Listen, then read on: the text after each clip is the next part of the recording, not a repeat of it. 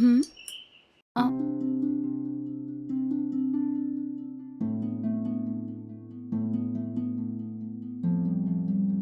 કોને મળવું છે? નમસ્તે મેડમ, મારું નામ વિનોદ છે. હું અહીંયા જ ટોપ ફ્લોરમાં ભાડેથી રહું છું મેડમ. હમણાં દૂધ ઉકાળ્યું છે અને આ તમને આપવા આવ્યો છું મેડમ. ઓ, સારી વાત છે. હમ અંદર આવો ને. હમ હમ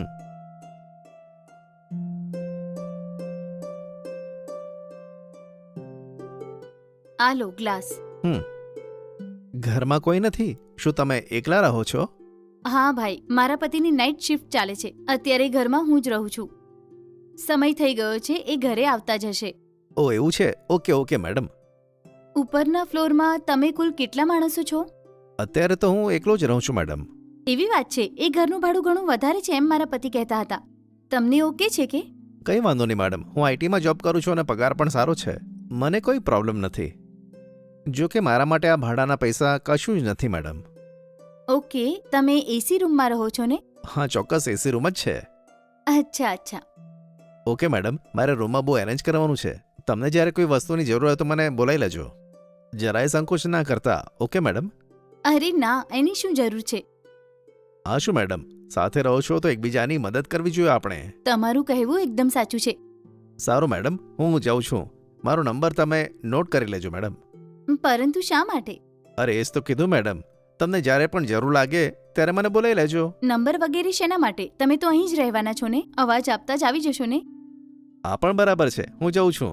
ફરી મળીશું. Okay okay. હું નીકળું મેડમ. હમ.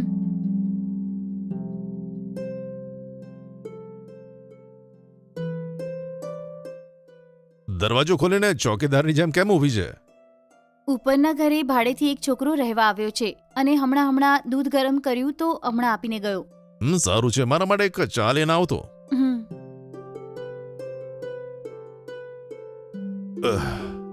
હમ.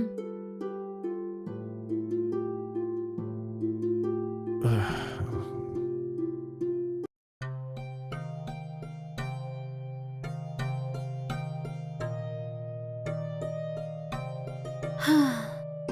હમ? હમ.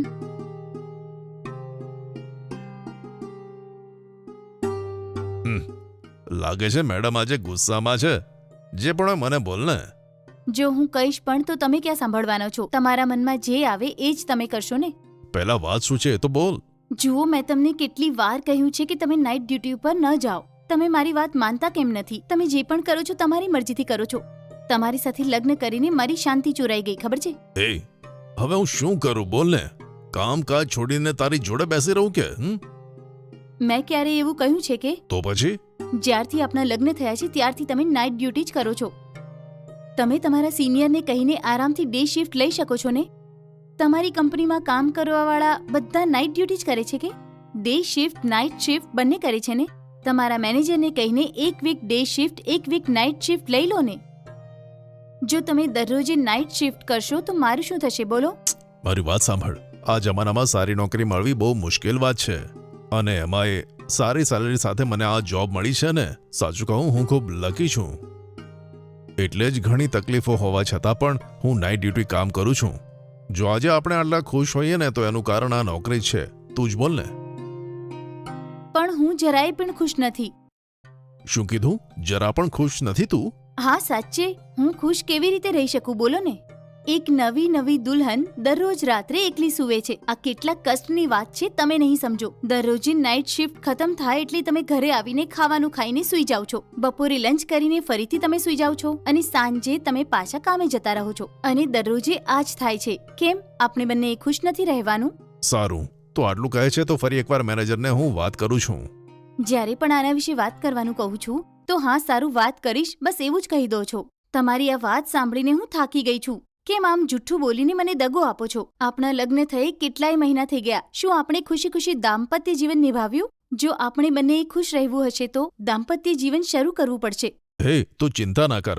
આજે જરૂર આ મુદ્દો હું ઓફિસમાં ઉઠાવવાનો છું. બરાબર? હવે ઓફિસ જવું કે? ઠીક છે, તમે જઈ આવો. અરે હસીને બોલ તો હું ખુશીથી ઓફિસ જઈશ. Okay bye. ઓકે બાય, જઉં છું.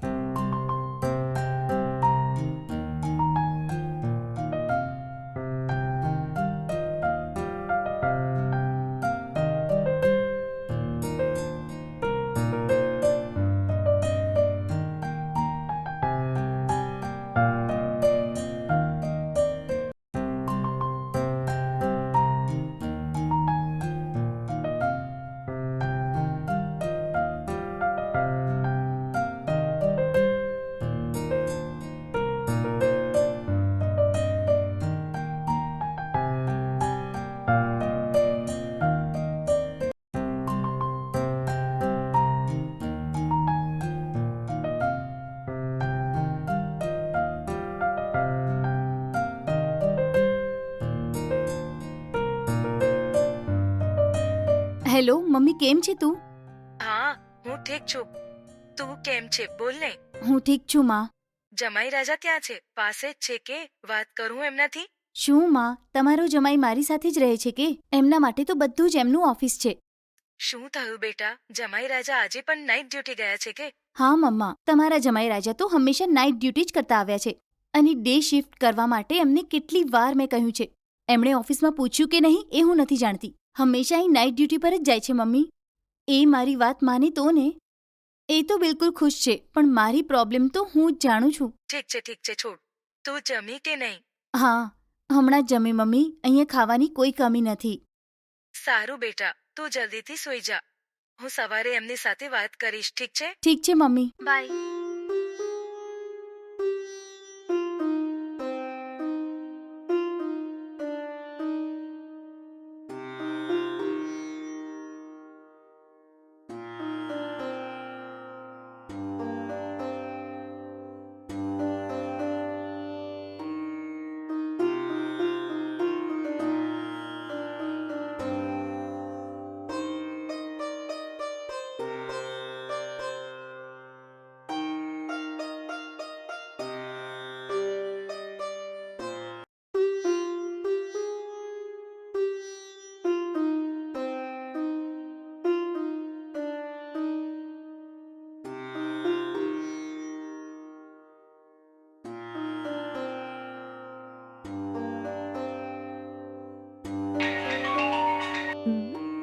હેલો, આ શું આ ટાઈમે ફોન કરે છે? કંઈ નહીં, તારી સાથે વાત કરવાનું મન થયું તો મેં ફોન કર્યો.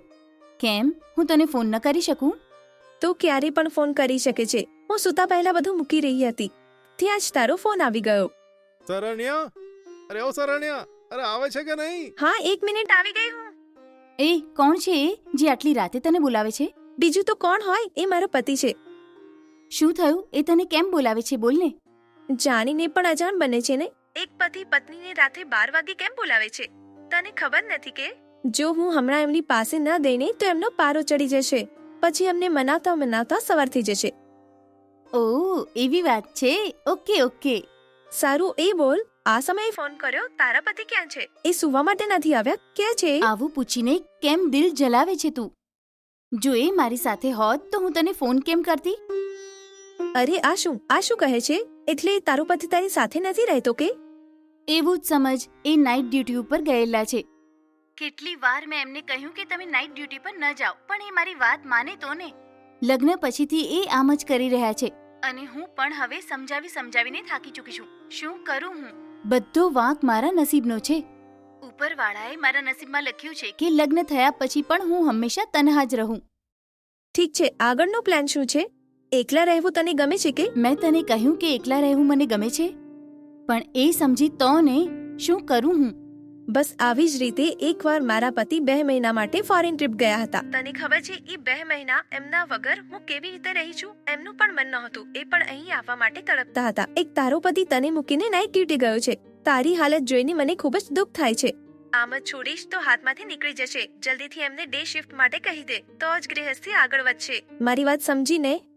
ઓકે યાર, હું એમને કહું છું, સવારે વાત કરું. ઠીક છે, બાય.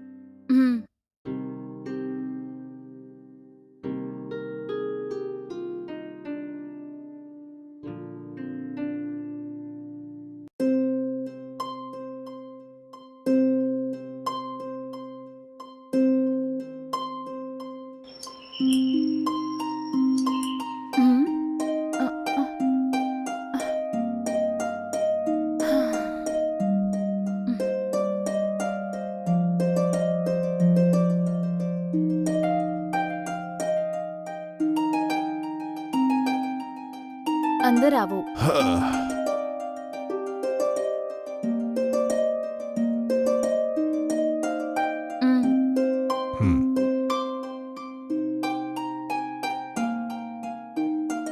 જુઓ, તમે ફ્રેશ થઈને આવો, ત્યાં હું રાંધી નાખું.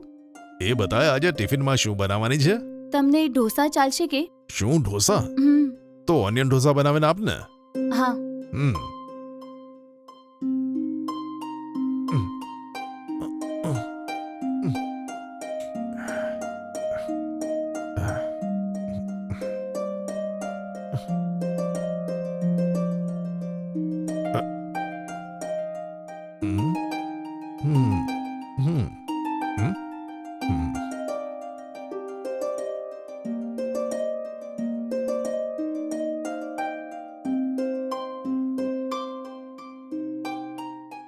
સારું, હવે હું જઈને સૂવું છું.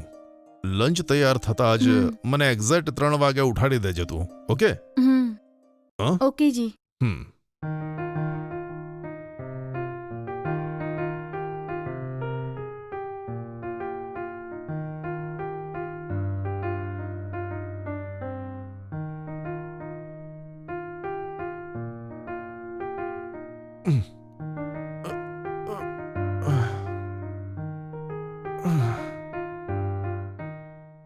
આજે લંચમાં શું બનાવવું, ડેઈલી શું બનાવવું એ વિચારીને મગજ ખરાબ થઈ જાય છે.